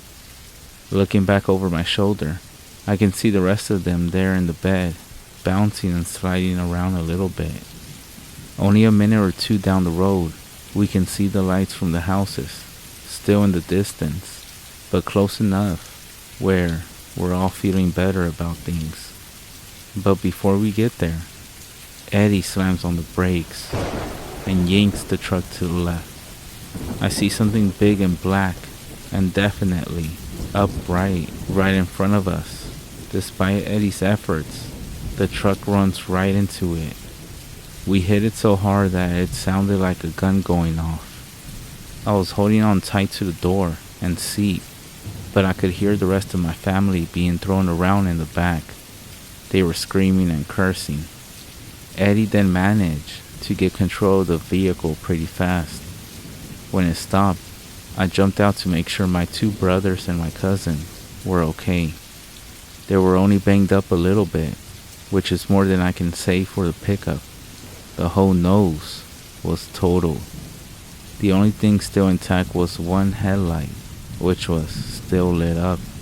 As we're standing around the truck, we're all looking to the right of the road, where less than 6 feet away is this 6-foot-high chain link fence that runs along the shoulder in both directions as far as the eye can see. The woods beyond the fence go all the way back into the hills. The point is that there is no way that whatever we hit took off in that direction, or even came at us from that way. Basically, it came out of nowhere, as if it loomed up from the surface of the road itself, or dropped down out of the sky. Meanwhile, Eddie was taking a closer look at the damage. It was, after all, his truck. He noticed that there was some skin, hair, and blood on what remained of the grill, along the lip of the hood, and even by the light fixture that was broken. Convinced that whatever it was hurt and possibly crumpled up nearby. We looked around up and down the road and off to the shoulder to the left, but we found nothing. As it was really dark and things were kind of eerie, we decided we would come back when the sun was up and look around. We all piled back in the truck, but Eddie couldn't get it to start. He would turn the key in the ignition and not even get a sound, as if there was no battery. The funny thing though is that one headlight was still on. Go figure. No sooner had Eddie finished cursing and punching the steering wheel when we hear off in the darkness and in the trees to the left some whistling and laughing, as if someone is playing games with us. 1 second it seems to be coming from over here, the next second from over there, and then after that from back a ways. It went on like this for like 10 minutes. My sister tells us that it's a skinwalker, and then she starts whispering Navajo prayers. By this time only my sister is still in the truck. Eddie and I are standing by the bed on the driver's side, and my other 2 brothers and cousin are in bed. My older brother Nicky is unafraid. He thinks that it's just some idiot in the woods, and volunteers to run to the house and come back with my father's car. The house is less than a mile away. No sooner does he start jogging off, we hear the same laughing and whistling go with him, as if he is being followed. He told us later that he was aware of it, and even though he thought he heard his name being whispered, he just kept jogging along all the same. About 10 minutes later, we see these headlights coming towards us. It was Nicky. When we all got back to the house, Eddie called the sheriff to report the accident. It was super late, but he told Eddie he would meet him there and have a look just in case somebody did get hit. I went back with Eddie in my dad's car. The sheriff showed up a few minutes later.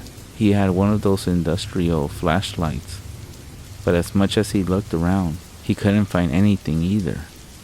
He agreed by the look of the hair left behind that whatever we hit, it wasn't a deer. When we told him about the whistling and laughing, his whole demeanor sort of changed. It was obvious that he was no longer interested in standing out there in the dark. He went back to his car and wrote out one of those little accident reports and gave it to Eddie. The next day, my mother had a friend of hers come to the Hogan. She was this really old woman that we were afraid of when we were kids. She had this small crystal, sort of pale yellow in color, that she held up and looked through, as if she could see into the past. She told my mother there was a fierce battle of wills between a local medicine man and a skinwalker last night, and that if it wasn't for the medicine man distracting the skinwalker, all 6 of us would have died when the truck went out of control and hit the trees. She never did tell us who that medicine man was, or the skinwalker, though she did tell us that she knew them both. And interesting enough, when Eddie went back for the truck the next morning, it started right up without a problem. So if you're ever traveling through a Navajo res or Navajo Nation or around here at night, pray to whatever gods you have that your car does not stop and that you don't run into any dog, coyote, deer, or any animal.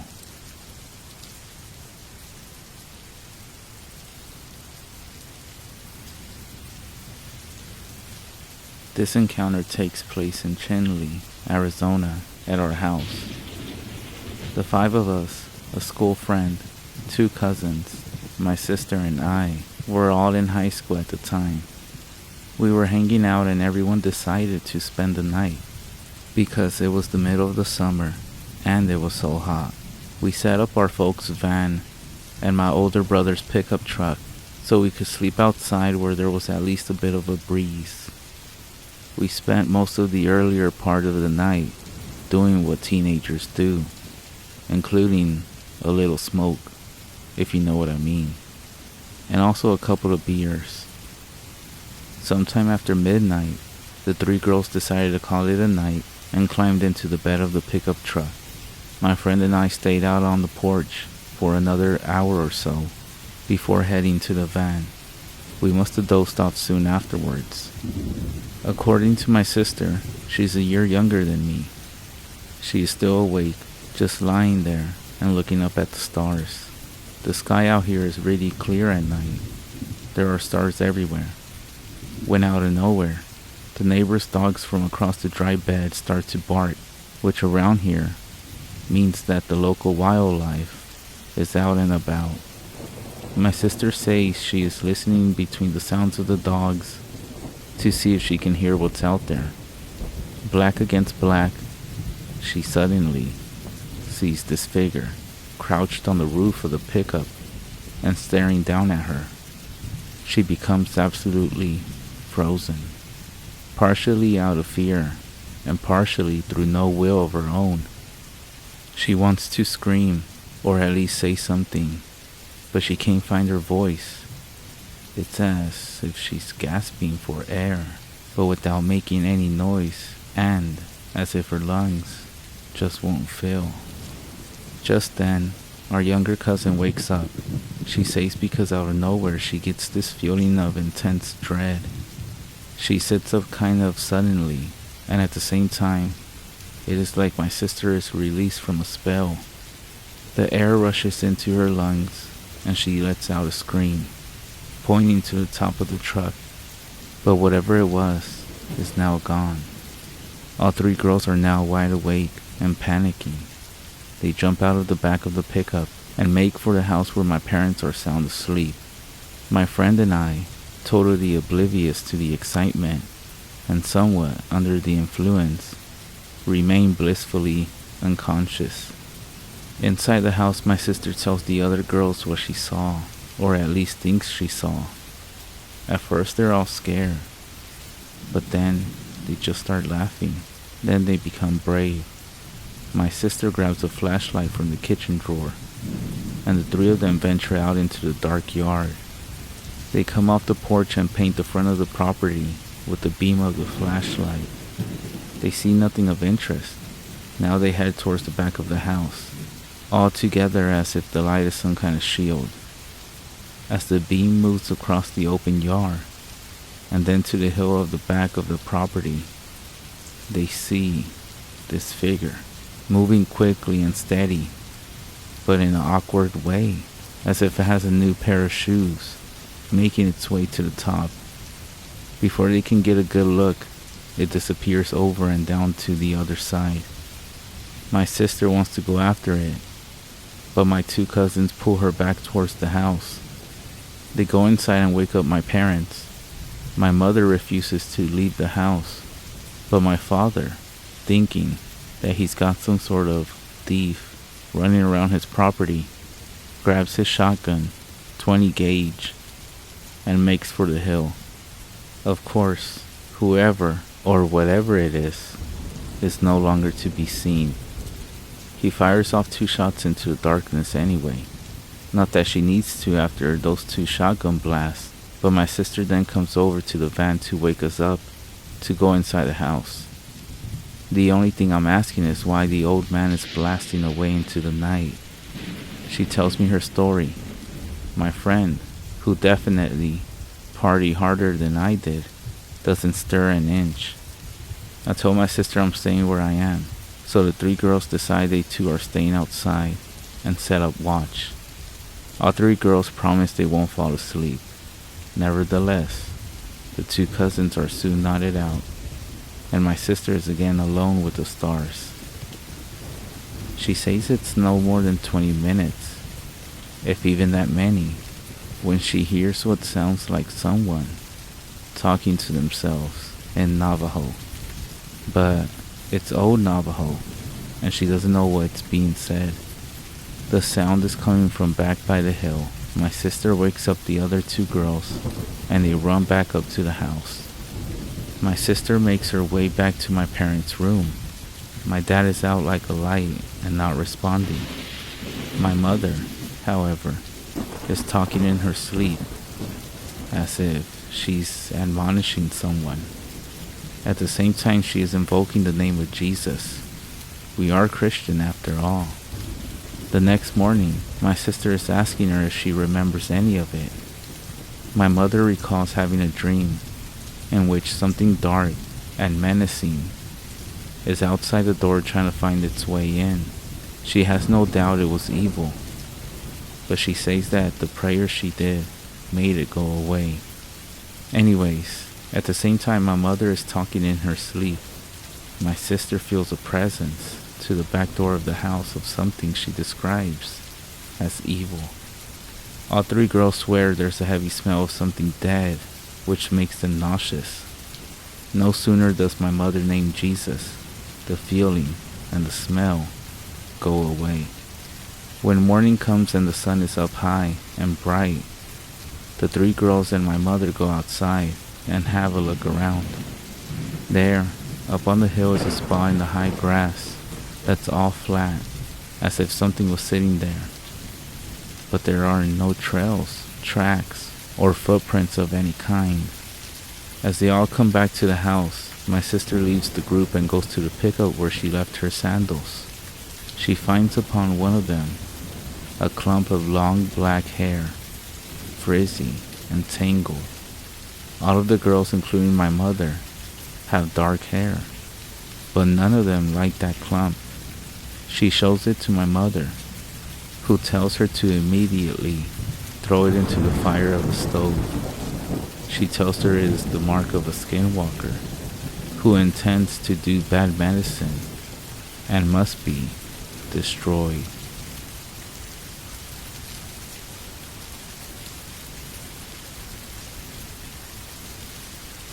A woman living in White River, Arizona, comes home late at night from running an errand. She pulls up her driveway, gets out of the vehicle, and using her keychain, opens the garage door. Just as it's going up, she hears something run up at her back. As she turns, she sees this dark, shadowy figure slip in behind her husband's truck, which is in the driveway and to her left. The only thing that she sees is that it has patches of short, scraggly hair, and the feet that she saw don't look like they belong to anything that's human. She runs into the garage and into the house, screaming for her husband. He comes out the house and checks all around, but he finds nothing. He does tease her a bit and tells her that she shouldn't let her imagination get the better of her. However, only minutes later, a friend who the husband is expecting arrives. He's all excited and somewhat upset. He explains that as he was coming towards the house, some two-legged creature. He says it looked like a skinny bear, only really scraggly and skinny, with its mouth and teeth exposed, almost like it was drunk. It came stumbling out of the trees and straight into the side of his SUV. He slammed on his brakes, but when he got out to look, there was nothing on the road or off to the shoulder. The two then go out to have a look at the SUV, and sure enough, there's a small dent and some black hair stuck to the rear fender on the driver's side, and some hair in the bumper, but there's no blood.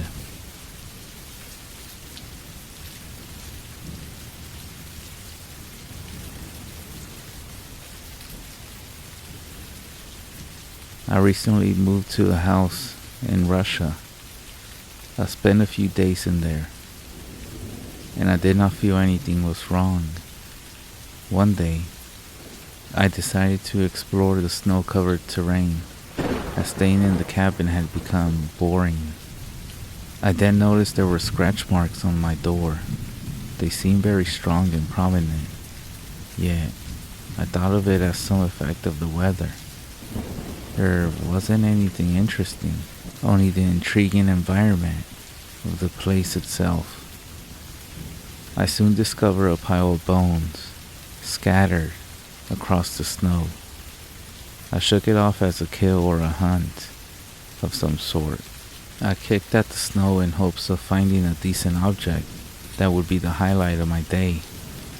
Along with the last pile of snow I launched, what seemed to be an old phone suddenly appeared and landed right onto the pile of snow. It seemed to be a very early phone. It was also heavily stained with red paint. I felt it would be wrong to switch on the phone, but I was too curious, and it was tough to resist the temptation.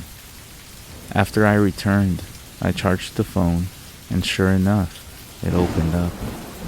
It seemed to have been recently bought before it was lost or disposed of. All the applications were there, like the ones that you can't delete, but nothing else. I viewed the photo album and I saw a video, one that dated back to December 7th of 2011, but it was all black. The first 2 minutes were continuous crunching, so I assumed the person wasn't intentionally filming that. Suddenly, I heard what sounded like murmuring. I kept repeating that part and made out that the person was whispering some words, and then it was silence. I assumed the video was over. Upon leaving the video, I discovered it wasn't over. There were still at least 3 minutes remaining. It was silent for a minute before I heard a loud roar, and then there was a really loud strike. I could have sworn I heard a bone crack. It was followed by a loud crash. There was silence for a moment before I heard one of the most terrifying ends anyone could meet. I continued to listen as the roars began to fill my ears. Then, out of the blue, a series of blood-curdling screams drowned out the previous sounds. It continued on, and the screams became more desperate, getting loud. I could literally hear sounds of bones crunching. The screams were so loud at this point, and 2 audible cracks were the last thing I heard before the video went silent. I then knew that the scattered bones weren't from an animal in a kill, and that the phone wasn't disposed of, nor was the red paint on the phone actually paint. And most terrifying of all is that whatever the hell caused this, it knows I am here.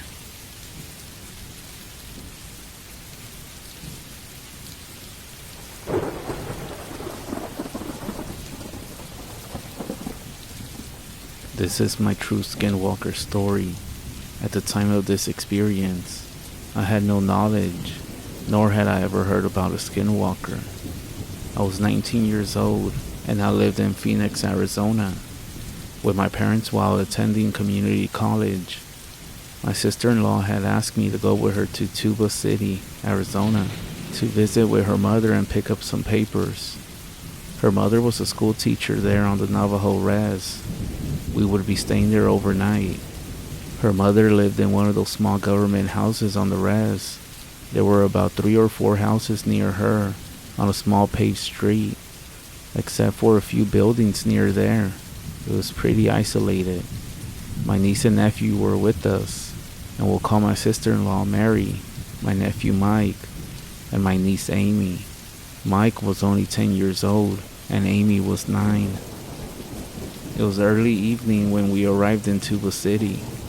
We had stopped at a fast food restaurant on the way to pick up dinner to go. After arriving at the house, we all laid together at a small kitchen table. We talked and visited a while before going into the small living room to watch TV. There wasn't a lot to do there, so Mary and I decided we would take a night drive and explore around the res. I know what you're thinking. It's a very bad idea, or a stupid idea. We drove around for about an hour and a half. Surprisingly, nothing weird happened. We were just laughing, talking, and listening to music as we drove up and down the dirt roads. After a while, we decided to head back.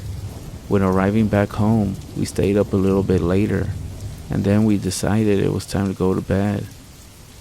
I slept in a small back bedroom on a twin bed next to a window with blinds. My nephew Mike slept on the floor in a sleeping bag in the same room. Mary and Amy were in the other room down the hallway. During the night, I was awakened by some strange, scratchy noises outside the window by my bed. It sounded like something was making long, slow clawing sounds down the window, like when someone runs their nails down a chalkboard. I am a light sleeper, so this of course woke me up. I whispered out loud to my nephew Mike to wake up, asking him if he was hearing the same thing I was. Mike was sleepy and groggy, being awakened from a deep slumber, so he seemed confused at first. I asked him again if he had heard the scratching noise, but he didn't answer. He was just out of it. He then laid back down and was out like a light. I was perplexed and a little scared. I thought to myself maybe it was just a stray cat or dog, but I couldn't figure it out. I did, however, have no indication to look out that window, so I just lay there listening. After a few minutes, the clawing stopped. I must have fallen asleep because the next thing I knew, it was morning. I mentioned this at the kitchen table during breakfast, but no one seemed very interested. We left later that afternoon, and I never even thought about it again. 6 months later, I was attending one of my college courses. The teacher was lecturing us about different legends and stories of the Navajo people. He touched on the stories of evil medicine men, or witches, that are called Skinwalkers. He began telling us that they are very dangerous and harmful. They have the ability to turn into or disguise themselves as any animal. They could take the form of a coyote, wolf, or even a bear. They also been known to follow people home at night. That's why you should never be out on the res after dark. You're never supposed to make eye contact with the skinwalker, because they can actually possess your soul. You should never talk about them, because you can draw them to you. They can cause issues and bring evil into your life. An icy chill went down my spine. I remember that night I had spent on the res. I wonder if a skinwalker had followed Mary and me home that night after our drive. The realization that a skinwalker had targeted us fills me with fear. I think of this often, and I'm so glad I didn't look out the window that night. I'm also haunted by the fact that there was just a very thin pane of glass separating me from such an evil thing. And now, I guess I know why no one in the family wanted to talk about it.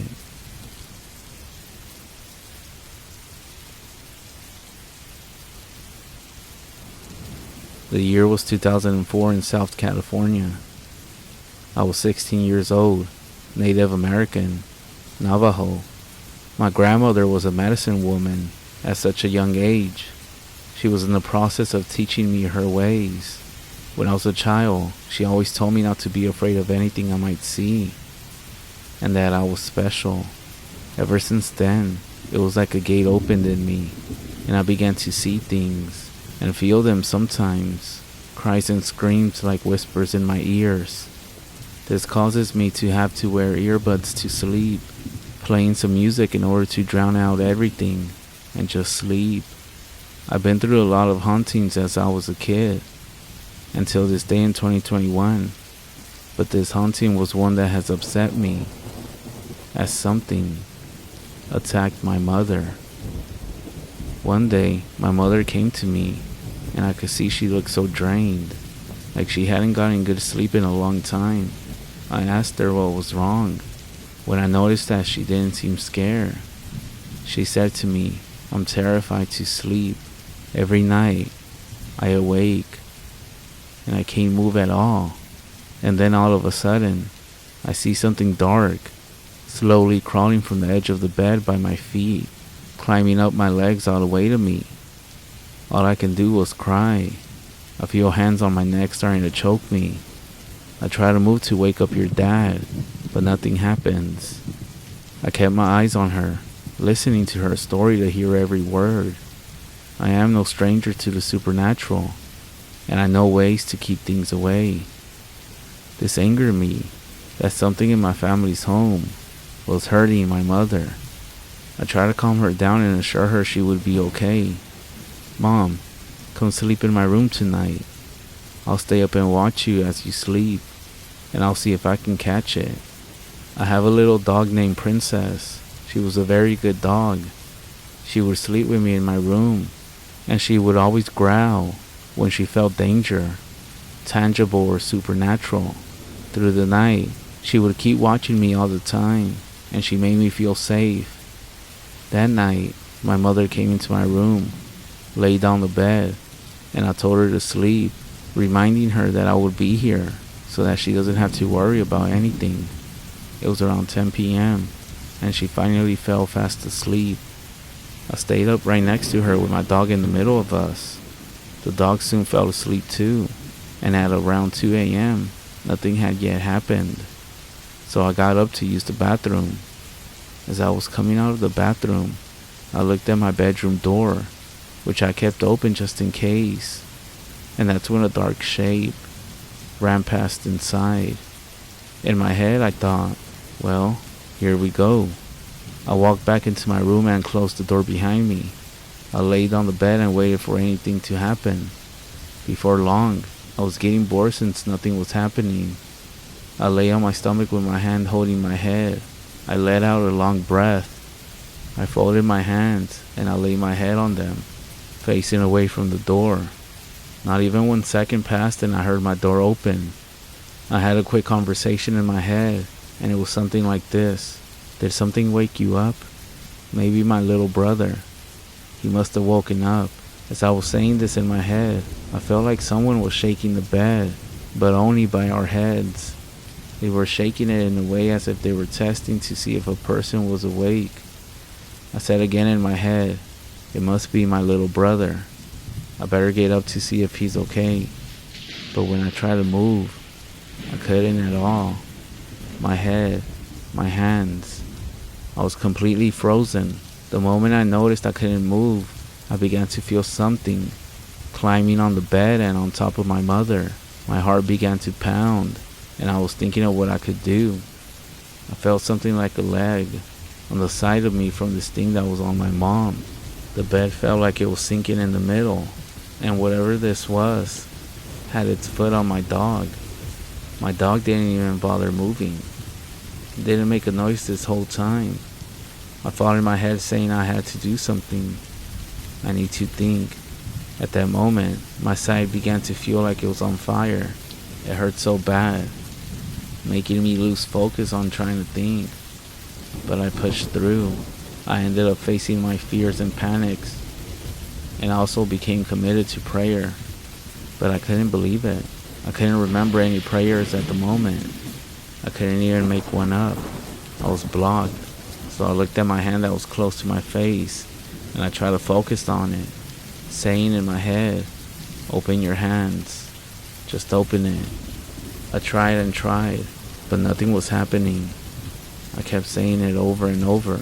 It felt like hours now, but I needed to fight this and save my mom from this evil spirit. But then I felt the top of my fingers. I took that and began to try and open my hand fully and slowly. I could feel it moving as I felt my hand open just a bit. This thing jumped off my bed and ran out of the room. I heard my bedroom door slam shut, and I could finally fully move again. I looked at my mom, and she was okay with it. I let out a sigh of relief, and tears just started flowing again. My mom woke up asking what happened and why I was crying like that. So I told her, "Let's get the fuck out of here." So she and I went to the living room, and I told her everything that happened. After that, she looked so scared as I finished the story. We heard something that sounded like something running on hard wood. We looked up, and it was coming from the attic. But this time, it sounded like it was trying to get away. And then, it was gone. We didn't know what it was that was haunting my mom, but after that night, it never came back. And my mom thanked me for helping her. Amen.